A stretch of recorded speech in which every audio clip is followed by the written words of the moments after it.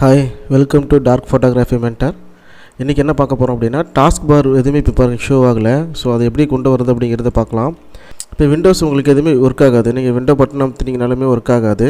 So அதுக்கு என்ன பண்ணுறீங்கன்னா, விண்டோ +R கொடுத்தீங்க அப்படின்னா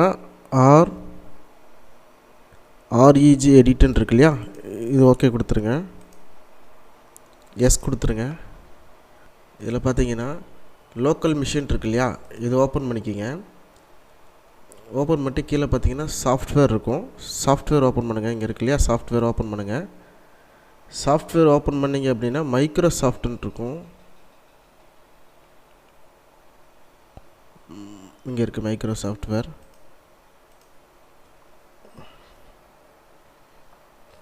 அடுத்து பார்த்தீங்கன்னா விண்டோஸ்ன்ட்டு இருக்கும். விண்டோஸ்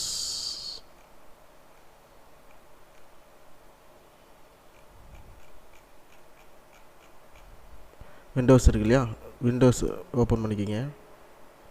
அடுத்து பார்த்தீங்கன்னா current version. So current version இங்கே இருக்குது, ஓப்பன் பண்ணிக்கிங்க. அடுத்து ஷெல் ஓப்பன் பண்ணிக்கிங்க.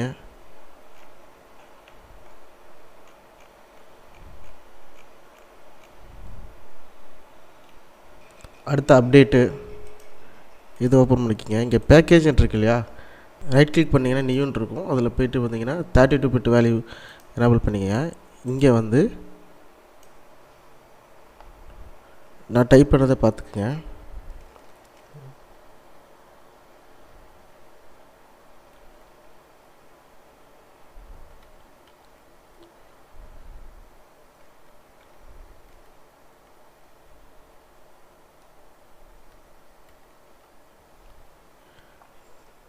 ஓகே கொடுத்துருங்க.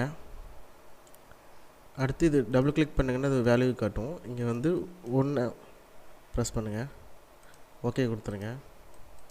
இப்போ க்ளோஸ் பண்ணிவிடுங்க. க்ளோஸ் பண்ணிட்டு Ctrl+Alt+Delete ப்ரெஸ் பண்ணுங்கள்.